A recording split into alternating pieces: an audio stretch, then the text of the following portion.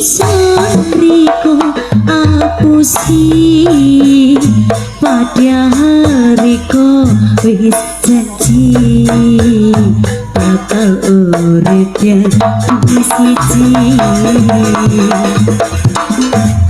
Isun usir diayani nelongso rasane ati kok teko kulit yati ku beri rasa di hati.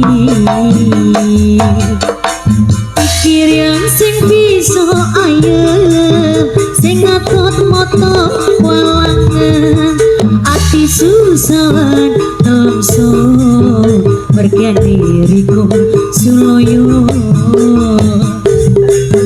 Pikir yang sing bisa ayem sing ngatut moto walangan ati susahan nomso mergian diriku suloyo.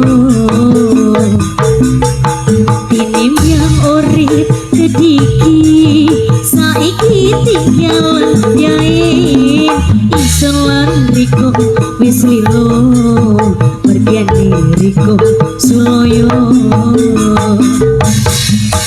Iki wis nasib isun riko apusi padahal riko wis janji bakal urip dadi siji.